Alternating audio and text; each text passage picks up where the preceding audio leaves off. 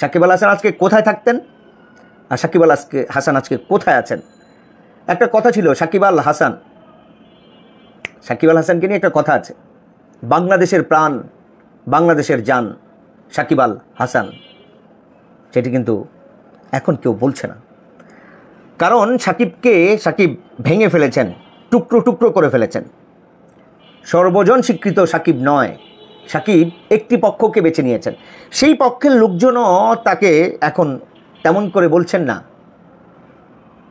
তিনি এমপি হয়েছিলেন, যেই লোভ সাকিবকে ইতিহাসের কলঙ্কজনক অধ্যায়, চরিত্রহীন হিসেবে সিল মেরে দিয়েছে।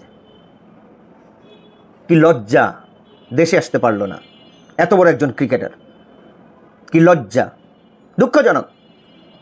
I also love you, I also follow you, I also like Shakib Al Hasan, no doubt. তাকে পছন্দ করবে না, করে না কে ভাই? সে তো বাংলাদেশের অহংকার, এমন একজন ক্রিকেটার। তামিম ইকবাল সাকিবকে নিয়েও বলেছেন যে আসলে সাকিব শুধু বাংলাদেশের 5 জন ক্রিকেটারের মধ্যে অন্যতম বা অলরাউন্ডারের মধ্যে অন্যতম তা নয়, তিনি all rounder in history of cricket. 5 জন অলরাউন্ডারের মধ্যে হি ইজ ওয়ান অফ, এমন করেই বলছিলেন তামিম ইকবাল। যেই তামিম ইকবালকে বিশ্বকাপ মঞ্চে, বিশ্বকাপ ক্রিকেটে লাস্ট যে ওয়ার্ল্ড কাপটা হয়েছে সেটাতে সবচেয়ে বড় বাধা হয়ে দাঁড়িয়েছিল বলে অনেকেই মনে করছেন। তামিম ভক্তরা এবং মিডিয়াতে যেই গুঞ্জন কানাঘুষা চলছিল সেটি সেই সাকিব আল হাসান, যিনি মহানায়ক বনে গিয়েছিলেন, মহানায়ক হয়েছিলেন এবং কল্পনাও করতে পারেননি, কখনো কল্পনাও করতে পারেননি দিস স্টেজ সাকিব আল হাসান পদত্যাগ করবেন। তিনি এমপি হয়েছিলেন, অনেক বড় উচ্চ স্বপ্ন নিয়ে কিন্তু তিনি এমপি হয়েছিলেন। যেটা ভাবা হচ্ছিল নেক্সট সভাপতি মাশরাফি না সাকিব আল হাসান। ভাগ্যের কি খেলা, ভাগ্যের কি করুণ নিয়তি, সেই দুজনের একজনও এখন টাইমলাইনে নেই, ছিটকে গিয়েছেন, একেবারেই ছিটকে গিয়েছেন। সাকিব আল হাসান, মাশরাফি এমন করে হারিয়ে যাবেন, যেটা গত 5ই আগস্টের গণঅভ্যুত্থানের মধ্য দিয়ে এই দুজন ক্রিকেটারের মানে একেবারেই হারিয়ে গেল। মানে আপাতত দৃষ্টিতে দেখছি আমরা যে তারা কিন্তু এখন টাইমলাইনে নেই। যে আলোচনা আসলে পাপনকে ঘিরে, নাজমুল হাসান পাপন, যিনি একচ্ছত্র আধিপত্য বিস্তার করেছিলেন ক্রিকেটে, বিসিবি ক্রিকেটে দীর্ঘ 16 বছর তার অধীনেই ছিল ক্রিকেট, যিনি তার উপরে কথা বলার কোনো সাহস ছিল না বড় বড় নাম ধাম ক্রিকেটারের আমাদের বাংলাদেশের, সেই পাপন সহ মাশরাফি সাকিবের একেবারেই বিলীন হয়ে গেলেন। মানে যে একটি মানে গুঞ্জন বাতাসে উঠছিল যে সাকিব আল হাসান কি দেশে ফিরবেন, অবশেষে সেই গুঞ্জনই সত্যি হলো। যা দেখা যাচ্ছে সাকিবের অবসরের ঘোষণা যেটা দিলেন সাকিব, যেই গুঞ্জন সত্যি হলো যে তিনি আর ফিরছেন না বাংলাদেশে, আর ফিরছেন না সাকিব। একটি মামলা হলো এবং সেই মামলা ঘিরে বেশ কথা হয়েছে, আলোচনা সমালোচনা হয়েছে যে তিনি ছিলেন না, তার নামে খুনের মামলা হলো, মিশ্র প্রতিক্রিয়া ছিল। সেইটি এখন পুরনো খবর। নতুন করে খবর আসলো শেয়ার মার্কেটের যে কেলেঙ্কারি, 50 লাখ টাকা জরিমানা সাকিবের কাঁধে পড়ল। সেই ঘোষণার পরপরই সাকিব হয়তো আঁচ করতে পেরেছেন বা বুঝে গিয়েছিলেন, তার আগেই হয়তো বুঝেছেন। সাকিব তো সুপার ট্যালেন্ট, সে অনেক কিছু বুঝতে পারে, না হলে কি রাজনীতিতে আসতো? পাওয়ার, ক্ষমতা কে না চায়? সাকিবও চেয়েছিল, পেয়েও গিয়েছিল অনেকটা। হয়তো তার নেক্সট প্ল্যান, স্বপ্ন ছিল বিসিবি সভাপতি হবেন। যে দৌড়ে এগিয়েছিলেন মাশরাফি বিন মুর্তজা, অনেকটাই এগিয়েছিল মাশরাফি। সেই জায়গাতে আর বোধহয় পৌঁছানো গেল না সাকিব আল হাসানের যে স্বপ্ন, সব স্বপ্ন কি আর পূরণ হয়? সেটিও হলো না। যাই হোক, সাকিব আল হাসান বিদায় নিয়েছেন, বিশ্বমঞ্চের যে ক্রিকেট সেটা থেকে বিদায় নিয়েছেন। আপাতত টি-20 তিনি শেষ করে ফেলেছেন। আফগানিস্তানের শেষ ম্যাচ ছিল, সেটা সম্ভবত বিশ্বকাপে। এবার সেটা নাগপুরের টেস্ট দিয়ে সেটা শেষ হতে যাচ্ছে। বাংলাদেশে আফ্রিকার সাথে খেলা রয়েছে। তিনি বলেছেন যদি নিরাপত্তা পাওয়া যায়, বিসিবি যদি নিরাপত্তা দেয়, তাহলে সেটা খেলেই তিনি বিদায় নেবেন। কিন্তু আমার মনে হয় না সাকিব আর দেশে ফিরবে। আফ্রিকার সাথে সেই ম্যাচ তিনি খেলবেন না, তিনি উড়াল দিবেন আমেরিকাতে সম্ভবত তার সিটিজেন করা রয়েছে, তিনি সেখানেই চলে যাবেন, চিরস্থায়ী সেখানেই থাকবেন। চ্যাম্পিয়ন্স ট্রফি রয়েছে, ওয়ানডে ইন্টারন্যাশনাল পাকিস্তানে, হয়তো সেটা খেলতে আসবেন, যেহেতু এটা অন্য স্টেটে হবে। যদি বিসিবি সেটা অ্যাপ্রুভ করে তাহলে তিনি হয়তো পাকিস্তানে চ্যাম্পিয়ন্স ট্রফি খেলবেন, ওয়ানডে ইন্টারন্যাশনাল, এবং সেইটাই হবে তার শেষ ম্যাচ বা শেষ ওয়ানডে ইন্টারন্যাশনাল সফর। সেটি দিয়েই ইতি ঘটবে তার ইন্টারন্যাশনাল ক্রিকেটের, টেস্ট, ওয়ানডে অ্যান্ড টি-20। রেকর্ডের বরপুত্র একদম বলতেই হবে। ক্রিকেটের যারা ক্রিকেট পছন্দ করেন, ক্রিকেটের যে ধ্যান জ্ঞান, সেই জায়গাতে সাকিব এক অনন্য উচ্চতায় থাকবে। কিন্তু যেই প্রশ্নটি তার জীবনকে পোড়াবে, তার জীবনে কালো অধ্যায় হয়ে থাকবে, তাকে কাঁদাবে, সে অধ্যায়টি হচ্ছে রাজনীতি। মানুষকে লোভ কতটা নিচে নামাতে পারে, কতটা তুচ্ছতাচ্ছিল্য করতে পারে, এটার অন্য এক উদাহরণ দাঁড় করালেন সাকিব আল হাসান। একবার চিন্তা করেন, সাকিব আল হাসান যদি আজকে শুধু ক্রিকেটার হিসেবে থাকতেন, তাহলে তার সম্মানটা কোথায় থাকতো?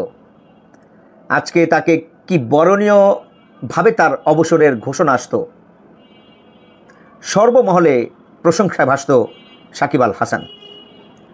সেইটা না হয়ে ক্ষমতার লোভে, ক্ষমতার যেই উচ্চ সিঁড়ি, সেটাতে উঠবার জন্যে সাকিব আল হাসানকে রাজনীতিতে নিয়ে গেল এবং তার কেরিয়ারকে কালোময় অধ্যায়ে রচিত করে দেওয়া হলো। চরিত্রহীন এক ক্রিকেটার হিসেবে ইতিহাসে লিপিবদ্ধ হলো সাকিব আল হাসানের নাম। তিনি আজকে খেলবেন, খেলতে যাবেন, ওয়ার্ল্ড কাপ খেলতে যাচ্ছেন, কিন্তু এর ফাঁকে তিনি বিজ্ঞাপনে শ্যুট করতে যাচ্ছেন। আচ্ছা, একটা মানুষের বেঁচে থাকতে কত টাকার প্রয়োজন, সর্বোচ্চ কত টাকা প্রয়োজন, কতটা লাক্সারিয়াস লাইফ দরকার, বা সুখী হতে কত টাকা প্রয়োজন? সাকিব আল হাসান ক্রিকেটার হিসেবে যেই টাকা কামিয়েছেন, এটা কি যথেষ্ট ছিল না? তাকে কেন ব্যবসায় আসতে হলো? তাকে কেন কাঁকড়া ব্যবসায় ঢুকতে হলো? তাকে কেন জুয়ারি ব্যবসায় ঢুকতে হলো? তাকে কেন বিজ্ঞাপনের মতো সব বিজ্ঞাপনে নিজেকে ব্র্যান্ড অ্যাম্বাসেডর হিসেবে এত কেন প্রয়োজন? কেন প্রয়োজন? এটি কিন্তু প্রশ্ন, এবং এটি কিন্তু অনেক বড় উদাহরণ। ভবিষ্যতে যারা ব্র্যান্ড অ্যাম্বাসেডর হবেন, ক্রিকেটার হবেন, তারা সাকিবের দিকে হলেও একবার তাকাবেন যে কি ঘটেছিল এমন বড় একজন নায়কের, সেলিব্রিটির জীবনে, ক্রিকেট জীবনে কি ঘটেছিল, সেটা কিন্তু অনেক বড় একটি, আমি মনে করি পরবর্তীতে যারা দেখবেন, এটা কিন্তু একটা শিক্ষা, যদি তারা এই শিক্ষা নিয়ে থাকেন। আর যদি না নেন, কিছু বলার নাই, কিছু করার নাই, কিচ্ছু করার নাই ভাই। সাকিব আল হাসান আজকে কোথায় থাকতেন, আর সাকিব আল হাসান আজকে কোথায় আছেন? একটা কথা ছিল, সাকিব আল হাসানকে নিয়ে একটা কথা আছে, বাংলাদেশের প্রাণ, বাংলাদেশের জান সাকিব আল হাসান। সেটি কিন্তু এখন কেউ বলছে না, কারণ সাকিব ভেঙে ফেলেছেন, টুকরো টুকরো করে ফেলেছেন। সর্বজন স্বীকৃত সাকিব নয়, সাকিব একটি পক্ষকে বেছে নিয়েছেন। সেই পক্ষের লোকজনও তাকে এখন তেমন করে বলছেন না। তিনি এমপি হয়েছিলেন, যেই লোভ সাকিবকে ইতিহাসের কলঙ্কজনক অধ্যায় চরিত্রহীন হিসেবে সিল মেরে দিয়েছে। কি লজ্জা, দেশে আসতে পারলো না এত বড় একজন ক্রিকেটার, কি লজ্জা, দুঃখজনক। I also love you, I also follow you, I also like Shakib Al Hasan, no doubt. তাকে পছন্দ করবে না, করে না কে ভাই? সে তো বাংলাদেশের অহংকার, এমন একজন ক্রিকেটার। কিন্তু তার বিদায়টা খুব দুঃখজনক, লজ্জাজনক, ইতিহাসের কলঙ্কজনক অধ্যায়। এরকম একজন চরিত্রহীন ক্রিকেটারকে মানুষ ধিক্কার জানাচ্ছে, ধিক্কার জানালো। তার বিরুদ্ধে মামলা হলো, খুনের মামলা। হোক না যেটাই হোক, মিথ্যা সত্য সেটা তো আদালত বিচার করবে। হয়েছে তো মামলা, হয়নি? শেয়ার বাজার কেলেঙ্কারির 50 লাখ টাকা জরিমানা তার গুনতে হয়েছে। শেষমেশ তাকে অবসর ঘোষণা দিতে হলো বাধ্য হয়ে, স্বইচ্ছা কিন্তু দেয়নি সে। এবং আপনারা জানেন সে ক্ষমতার কত বড় অপব্যবহার করেছে। অধিনায়কের মতো আচরণ সে করে নাই। পত্রিকার হেডগুলো তার কি লিখেছে দেখেন, সাকিবের বিষের বাসি কি এখনই থামলো? আমি খুশি, কোনো অনুশোচনা নেই সাকিব। এটা কতটা যন্ত্রণা নিয়ে বলেছে জানেন, কতটা কষ্ট নিয়ে বলেছে। আমার কোনো অনুশোচনা নেই, আমি খুশি। প্রেস ব্রিফিংয়ে হাসি মুখ, কিন্তু হৃদয় কিন্তু পুড়ছে, জ্বলছে। যেই দেশের জন্য আমি খেললাম, যেই দেশের জন্য সম্মান বয়ে নিয়ে আনলাম, সেই দেশ আমাকে খুনি বানালো, আমাকে ভিলেন বানালো।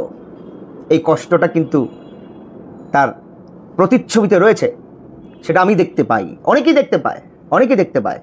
ঘৃণা করে সাকিব আল হাসানকে। সেটা তার কর্মফল, কর্ম করেছে তারই ফল পাচ্ছে এই সাকিব আল হাসান, যেটা তার পাওয়ার যোগ্য ছিল না। আমি অ্যাজ এ ক্রিকেটার হিসেবে কষ্ট পাই। সাকিব আর কয়েকদিন যদি বাংলাদেশকে সাপোর্ট দিত ভাল লাগতো। কিন্তু তার যেই ফেসিবাদী অ্যাটিচিউড, একনায়কতন্ত্রর যে অ্যাটিচিউড, তার জন্য আমি তাকে ঘৃণা করি। সে আদর্শ মানুষ না, হইতে পারে সে আদর্শ ক্রিকেটার, কিন্তু আমি তাকে আদর্শ মানুষ মানতে পারছি না। রাজনীতিতে আসলেও একটা আদর্শ নিয়ে চলতে হয়, আদর্শবান হতে হয়। আদর্শবান ক্রিকেটার কিন্তু বাংলাদেশে না, পৃথিবীতে আছেন। তারা কিন্তু এখনও জল করে জ্বলছেন। ইমরান খান কি রাজনীতি করছে না? সর্বজন স্বীকৃত কি ইমরান খান হয়নি? তারপরেও রাজনীতিতে আসছেন, কিছুটা প্রশ্নবিদ্ধ রয়েছে। কারণ আপনি যখন একটি দলের প্রতিনিধিত্ব করবেন, আপনি যখন একটি পক্ষে চলে আসবেন, স্বাভাবিক আপনার জনপ্রিয়তার ভাটা পড়বেই। ওয়াসিম আকরাম, ওয়াকার ইউনুস, শোয়েব আক্তার, বাংলাদেশের আকরাম খান, আমিনুল ইসলাম বুলবুল, স্মরণীয় হয়ে থাকবে তো না নামগুলো? না, ব্যক্তিগত সিদ্ধান্ত থাকতেই পারে, রাজনীতি করতেই পারেন, অসুবিধা নেই। আপনি রাজনীতির মাধ্যমে সেবা করতে পারেন। কিন্তু আপনি যখন রাজনীতিকে ক্ষমতার সিঁড়ি বানাবেন, রাজনীতিকে ব্যবসার সাবজেক্ট বানাবেন, তখন তো আপনাকে মানুষ চরিত্রহীন বলবেই। আপনার চরিত্রে কালিমা তো লাগবেই, তাই না? ইতিহাস তো তাই বলে, সেটাই তো ঘটলো, আমরা তো তাই দেখলাম। পরিকল্পনার কথা কাউকে বুঝতে দেননি সাকিবকে বিদায়ী সংবর্ধনা দেবে ভারত, যেহেতু ভারতের শেষ টেস্ট খেলছে সে। আমার জীবনে কোনো অনুশোচনা নেই বা অনুশোচনা করতে থাকবো আপনার জীবনে তো শুধু টাকা দিয়া ভরপুর, টাকায় ভরপুর আপনার জীবন। টাকা পাইছেন, শুধু টাকার জন্য খেলছেন আপনি। আপনার নিজেকে আপনি চিনিয়েছেন শুধু টাকার জন্যে। আপনার যে গুরু সালাউদ্দিন সাহেব, তাকে পর্যন্ত আপনি সম্মান করেন নাই। তাকে সে তো নিষেধ করছিল আপনারা সম্ভবত, যে আপনি রাজনীতিতে যেন না আসেন। এই সিদ্ধান্তটা কিন্তু আপনার গুরু আপনাকে বেশ পুড়িয়েছে, আপনার সাথে রাগও করেছে, অভিমানও করেছে। কিন্তু আপনি আপনার বসকে, আপনার গুরুকেও ভুলে গিয়েছেন, তাকে ছুঁড়ে ফেলেছেন। আপনি উচ্চ শিখরে উঠবেন রাজনীতি দিয়ে। আপনি কম উচ্চ শিখরে ছিলেন সাকিব আল হাসান। নাম্বার 1 অলরাউন্ডার ছিলেন পৃথিবীতে, বাংলাদেশে তো ছিলেনই, আইসিসি র্যাঙ্কিংয়ে নাম্বার 1 ছিলেন অনেক দিন। সেটা আর রাখলেন না।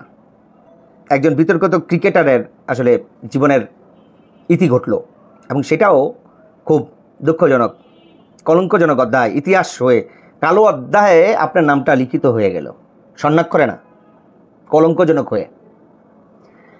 যেটা আসলে এখন পরিস্থিতি ডিমান্ড করছে বলে আমি বলছি।